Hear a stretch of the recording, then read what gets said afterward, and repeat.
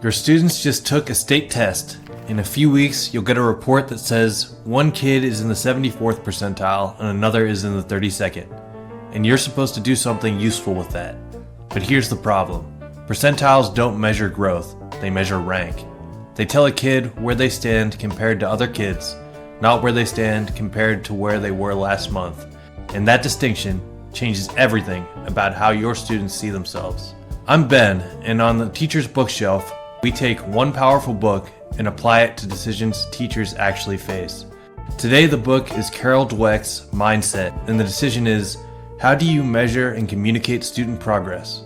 Dweck spent decades studying what happens when people believe their abilities are fixed versus when they believe their abilities can grow. She calls these fixed mindset and growth mindset. Growth mindset is the belief that your qualities can be cultivated through effort, strategies, and help from others.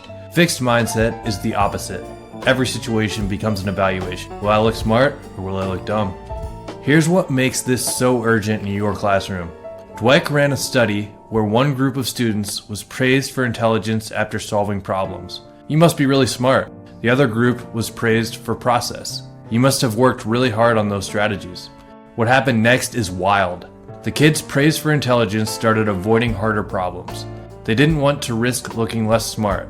And when they eventually did struggle, 40% of them lied about their scores afterwards. 40%. Praising intelligence literally made kids dishonest about their own learning. The process praised kids. They leaned into challenge. They wanted harder problems because their identity wasn't on the line. Their effort was. Then there's the power of not yet. Dweck describes a school in Chicago where instead of giving failing grades, they give the grade not yet. Think about that shift. A failing grade is a verdict. Not yet is a position on a learning curve. It tells the student, you're on your way. You just haven't arrived. As Dweck puts it, becoming is better than being. And this isn't just theory. Marva Collins took kids on the south side of Chicago that other schools had written off. Kids labeled as learning disabled, and she taught them Shakespeare, Emerson, and Tolstoy. She held the highest standards while wrapping these kids in a nurturing atmosphere that said, I believe you can do this and I'm going to help you get there. High standards plus high support. That's the growth mindset classroom. So now bring this into your reality during testing season. What do percentile rankings actually communicate to students? They communicate rank. They say you are better or worse than other people. That is the definition of fixed rank measurement, and it triggers exactly the mindset Dweck warns about. When a kid hears 74th percentile, they hear a label. They hear a position in a hierarchy. They don't hear a direction to move in. Research backs this up. A meta-analysis by John Hattie found that feedback about the task and the process had the highest effect sizes on student achievement, while feedback about self, which is exactly what percentile rankings deliver, had the lowest. Percentile rankings are self-level feedback dressed up in statistics, and it traps you too. Your school celebrates percentile gains. You start teaching to protect rankings instead of teaching to build understanding. You start sorting kids into groups based on where they rank, not based on what they need next. The measurement system itself creates a fixed mindset culture. Growth mindset works differently. It compares a student to their own previous performance. It asks, what could you do before and what can you do now? That is process feedback. That is what triggers the growth mindset response.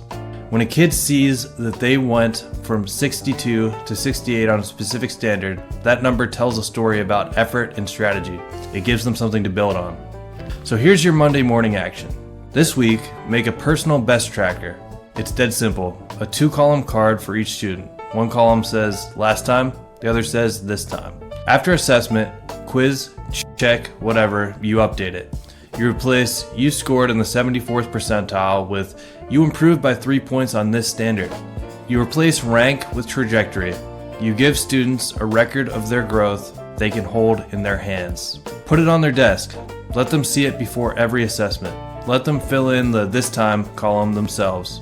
Make the tracking part of the learning, not something that happens to them from the outside. You don't need permission from your district to do this. Percentile reports will still come, fine.